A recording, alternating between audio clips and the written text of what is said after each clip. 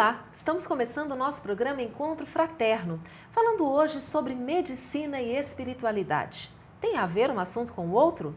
Você acompanha ainda o quadro O Evangelho Responde com Calcide Sarroriz, a dica de leitura da semana e o momento cultural. Estamos começando o nosso programa Encontro Fraterno e ele foi feito para você. Fique conosco.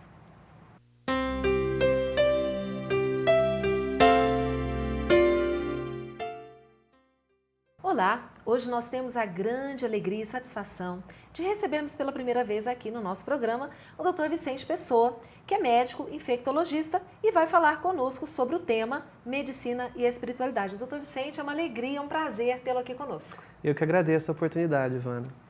Nós sabemos que, para muitas pessoas, a espiritualidade é considerada até como algo um tanto místico. Algumas pessoas dizem que é até uma fraqueza das pessoas que se apegam a essa ideia de espiritualidade para superar as dificuldades do seu dia a dia.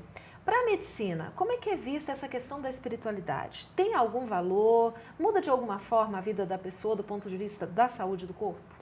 Bom, realmente a espiritualidade tem um grande impacto na saúde das pessoas. É fato notório que a maior parte dos médicos, dos terapeutas atualmente, eles não têm essa preocupação com a espiritualidade. Mas nós sabemos que a espiritualidade está presente no aspecto saúde do ser humano desde a antiguidade. Basta nós olharmos para trás no tempo, nós vamos ver que as primeiras escolas médicas surgiram em ambientes religiosos, que têm uma ligação íntima com a espiritualidade. E nesse momento, se nós formos definir o conceito de espiritualidade, nós vamos perceber que espiritualidade é a preocupação com aquilo que transcende a matéria. Não tem vínculo com religião. Então, dessa forma, nós percebemos que a maioria das pessoas tem uma preocupação com o que vem depois, de onde viemos, quem somos. Então, todas as pessoas têm um impacto espiritual na sua vida. Por que nós devemos buscar incluir espiritualidade na prática médica? Talvez o motivo mais importante seja porque as pessoas têm espiritualidade e elas se preocupam com isso nos momentos em que elas adoecem. Outro motivo é porque as pessoas, quando elas estão doentes, elas buscam conforto na sua espiritualidade. Então elas reagem melhor às suas dificuldades orgânicas a partir do momento que elas têm uma crença em alguma coisa que transcende a matéria. Isso dá um certo conforto para as pessoas. Então, basicamente, as pessoas que são espiritualizadas, elas também respondem melhor a vários aspectos do seu tratamento. Em qualquer área da medicina, se nós formos buscar trabalhos na literatura médica, há estudos que mostram e comparam como as pessoas reagem a determinada doença, em dois grupos, os grupos espiritualizados e os grupos não espiritualizados. Veja bem que eu estou usando a palavra espiritualizado, não estou nem usando a palavra religião ou religiosidade. Qual seria a diferença para as pessoas entenderem, por exemplo, uma pessoa que é espiritualizada, mas não tem religião, daquela que tem também a religiosidade? Certo. Nós definimos religião como um conjunto de dogmas e expressões de fé de determinada doutrina. A religiosidade é como a pessoa exerce aquele conjunto de dogmas e expressão de fé. Então, se ela vai à igreja, se ela vai ao centro espírita, se ela vai ao templo, aí sim ela está exercendo a sua religiosidade.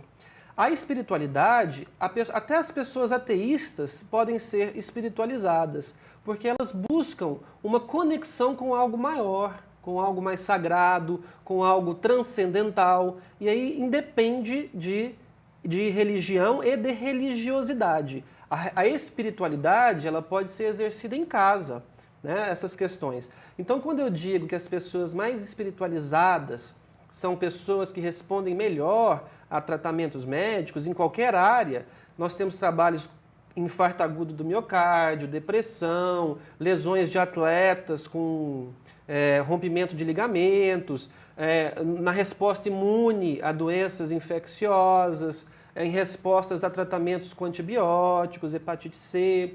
São pessoas que, por serem mais espiritualizadas, por terem uma preocupação com o transcendente, com aquilo que vai além da matéria, elas têm uma coisa que os americanos chamam de coping, que é lidar melhor com os momentos de adversidade. E isso tem uma resposta orgânica que faz com que elas realmente se superem nos momentos de dificuldade e doença, né? Sim. Bom, nós estamos conversando então hoje sobre medicina e espiritualidade. Nós vamos para um breve intervalo, mas daqui a pouquinho nós queremos saber do Dr. Vicente. Já que existem pesquisas demonstrando isso, por que a área médica como um todo não valoriza o aspecto espiritual do paciente? Daqui a pouquinho nós voltamos já.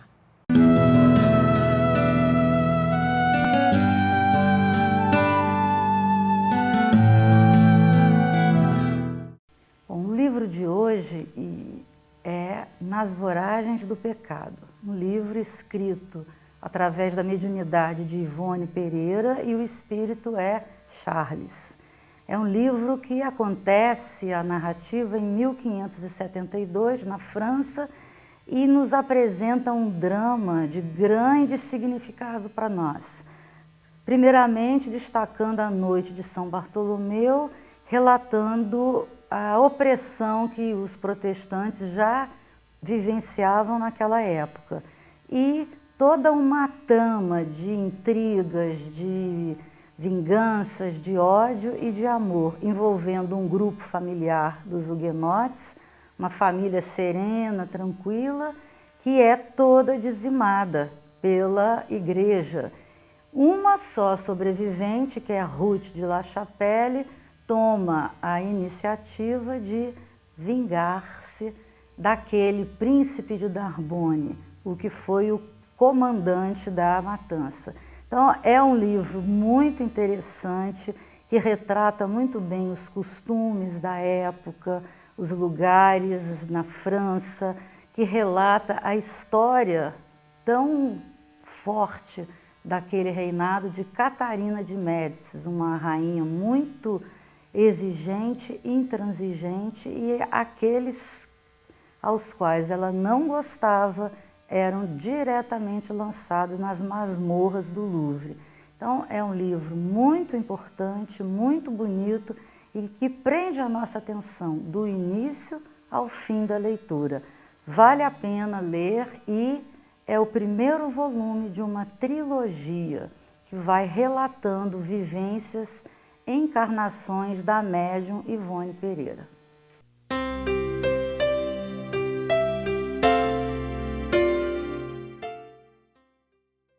Conheça a Lefé, livraria e editora da Federação Espírita do Estado de Goiás.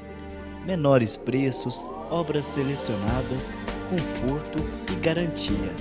Facilidade no pagamento, entrega a domicílio. Venha tomar um cafezinho com a gente.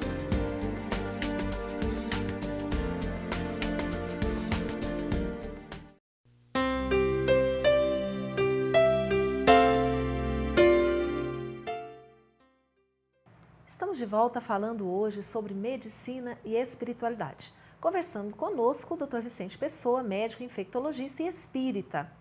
Dr. Vicente, nós falávamos então sobre a importância desse aspecto da espiritualidade da pessoa, até mesmo no resultado dos tratamentos. O senhor mencionou que existem pesquisas, inclusive, que demonstram, não é, que essa pessoa que tem essa espiritualidade, ela tem um desempenho melhor nos tratamentos de várias as doenças. Isso já tem comprovação científica? Caso positivo, por que ainda existe resistência por parte dos profissionais da saúde, especialmente os médicos, em valorizarem esse aspecto do paciente?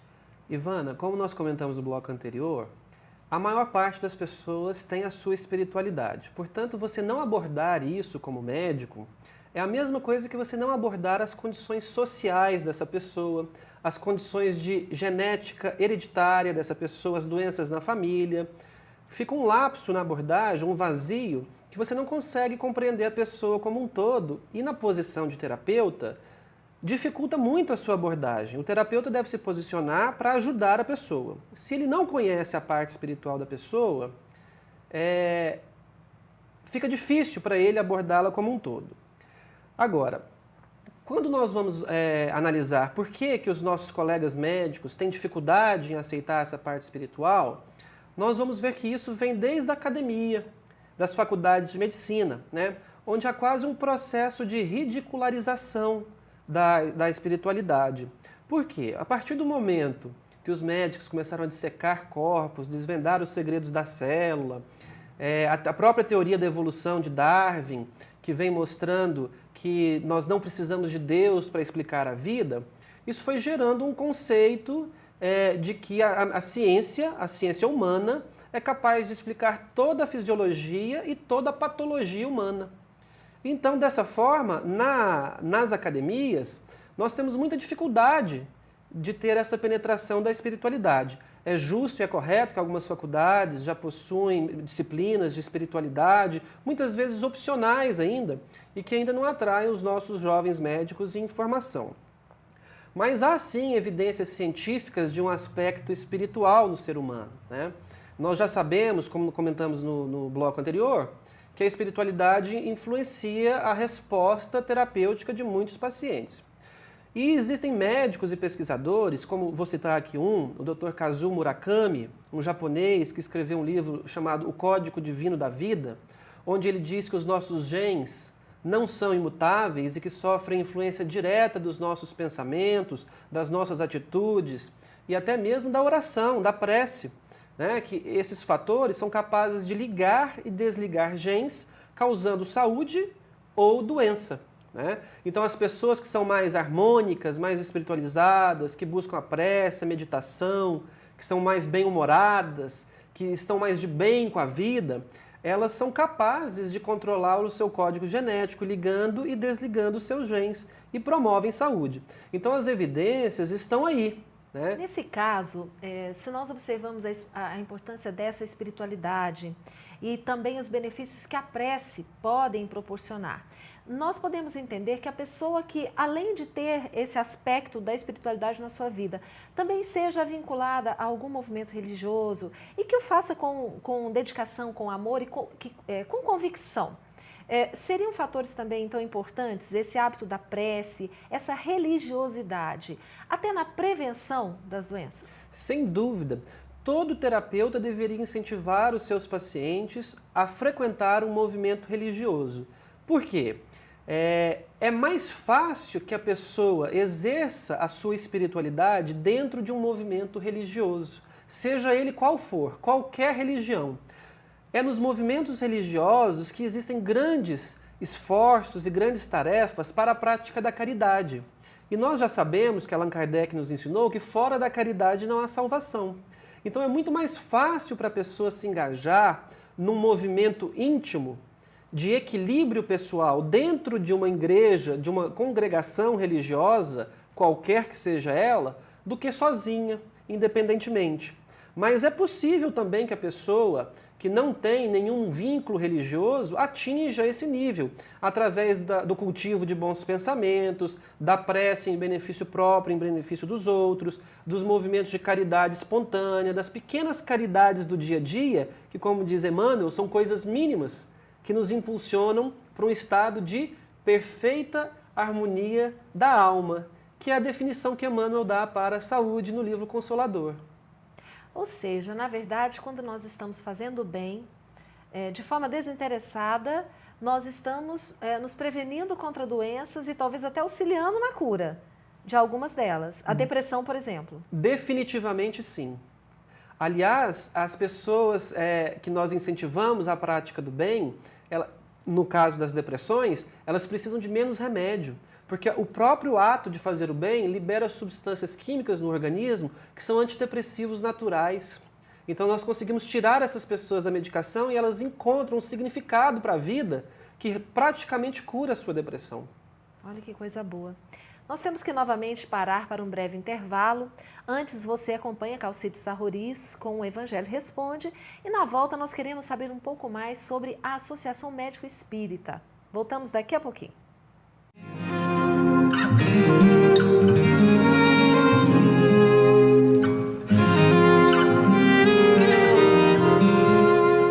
Olá. Temos hoje um texto que está em Êxodo, capítulo 20, versículos 4 e 5. Deus diz: puno a iniquidade dos pais sobre os filhos na terceira e quarta geração, mas ajo também com amor até a 1000ª geração, para aqueles que me amam. É um texto que parece que Deus exige que nós o amemos, caso contrário, ele iria nos punir ao nosso neto, punir ao nosso bisneto, terceira e quarta geração. Mas que premiaria até a 1000ª geração àqueles que o amam. A ideia do Antigo Testamento de um Deus partidário, que veio apenas para um povo, já deve ser ultrapassada essa concepção. Deus é amor para com todos os seus filhos. Então, como a gente explica para o estudioso dos textos bíblicos a respeito dessa passagem? Aqui, quando é colocado, e pertence ao Decálogo, aos 10 mandamentos, Moisés, quando coloca esta informação, está simplesmente informando a respeito da justiça de Deus e da bondade de Deus. Não Deus pessoalmente, mas a sua justiça. E aí a gente observa que até na justiça há a bondade. Porque eu puno a iniquidade até a partir na terceira geração e na quarta. Ou seja, a pessoa que comete um delito, dificilmente ela tem oportunidade de nascer na próxima geração dela, renascer, reencarnar. O tempo que ela leva no plano espiritual demora mais ou menos 2 gerações, contando com a geração dela. Ou seja, a gente só reencarna ou na terceira geração, 2 gerações após a nossa, ou 3 gerações após a nossa, na quarta geração. Aí está a informação da questão da justiça de Deus. Não que Deus venha a punir o erro dos pais nos netos, nos bisnetos, porque seria horroroso isso. Um erra e o outro é que paga.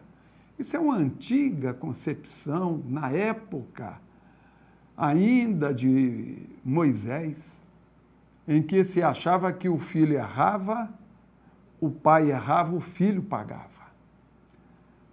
O texto no Decálogo, dentro do seu escrito, dentro da sua maneira de escrever, dentro da instrução que era dada naquele tempo, 1200 anos antes de Cristo, vem apontar simplesmente que cada um é responsável, sim, pelo erro que comete. É convidado a ajustar perante a lei o erro cometido. Tem a oportunidade, não a punição, a oportunidade de rever os seus passos cometidos em encarnação anterior, se reajustando para se enquadrar dentro da bondade de Deus que o ampara por todo o tempo da sua vida espiritual. O Evangelho responde.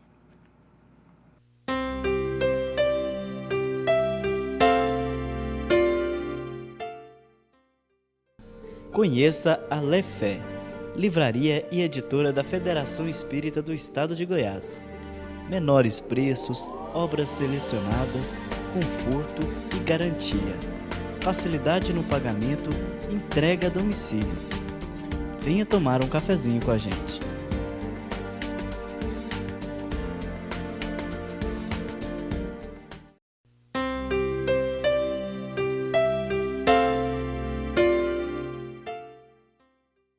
Estamos de volta hoje conversando, um bate-papo muito interessante com o Dr. Vicente Pessoa.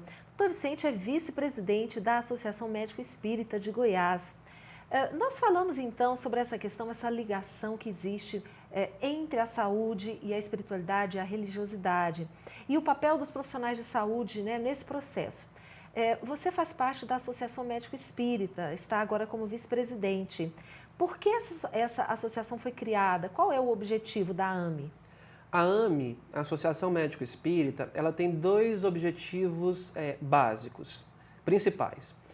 O mais importante que nós julgamos é, como diz a doutora Marlene Nobre, presidente da AME Brasil e da AME Internacional, é justamente levar a alma à medicina, no duplo sentido. A alma como aconchego, como humanismo, como atendimento digno às pessoas, e a alma como ciência. Tentar mostrar para a comunidade científica, a comunidade médica, de que o ser humano é composto muito mais do que um corpo físico, fazendo isso através de pesquisas, evidências que mostrem que nós temos muito mais do que esse corpo físico. Então esse é um dos principais objetivos da Associação Médico Espírita.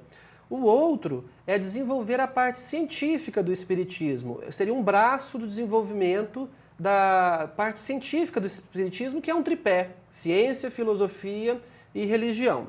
Surgiu em 1968 em São Paulo, com a AME São Paulo, e depois em 1995 foi fundada a AME Brasil, né, onde médicos do país inteiro assumiram um compromisso de levar essa alma à medicina no duplo sentido.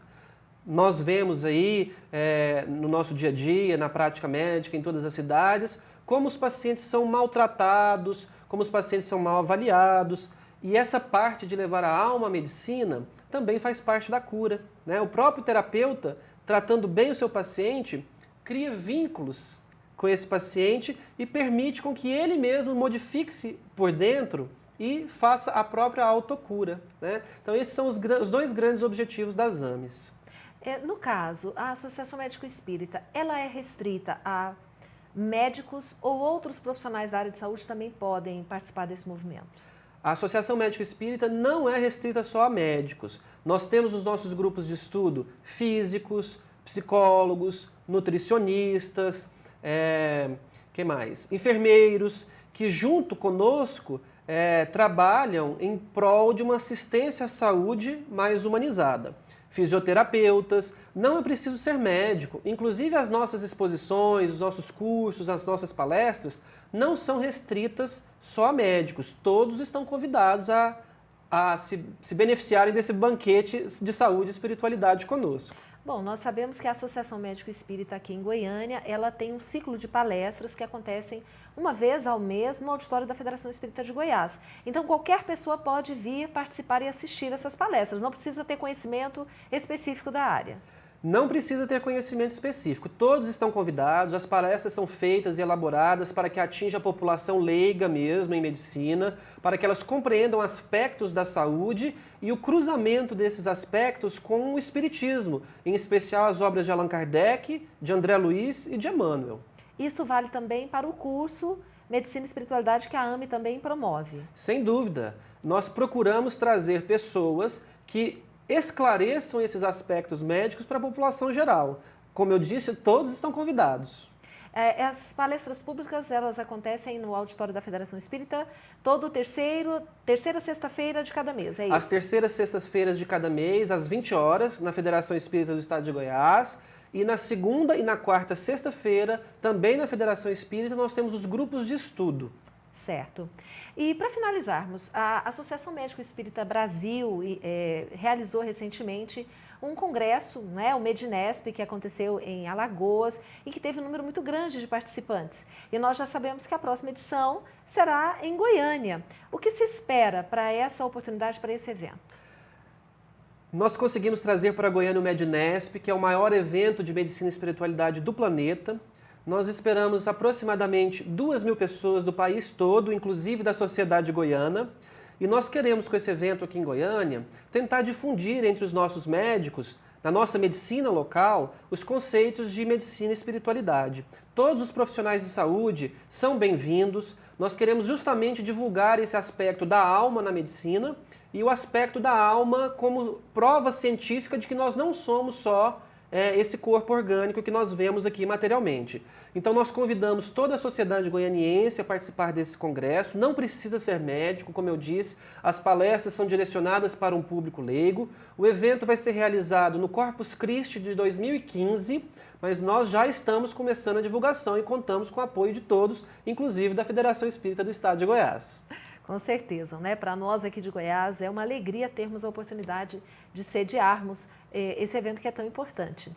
Nós queremos muito agradecer pela sua presença, esperamos que volte outras vezes ao nosso programa, porque com certeza nós teremos aí muitas dúvidas dos nossos telespectadores a respeito de um assunto tão importante, não é? Que é o bem-estar físico, mental, enquanto nós estamos aqui encarnados. E nós dependemos, então, da espiritualidade para conseguirmos isso, não é verdade? Eu agradeço o espaço que você abriu aqui para a AME, coloco a AME à disposição da Federação Espírita do Estado de Goiás e quero falar para as pessoas que a AME também está à disposição do público goianiense em geral, convidando a todos a participar dos nossos eventos. Muito obrigada. Muito obrigada a você que está sempre conosco. Você acompanha agora o Momento Cultural e o nosso programa está chegando ao fim. Boa semana, fiquem com Deus e até semana que vem.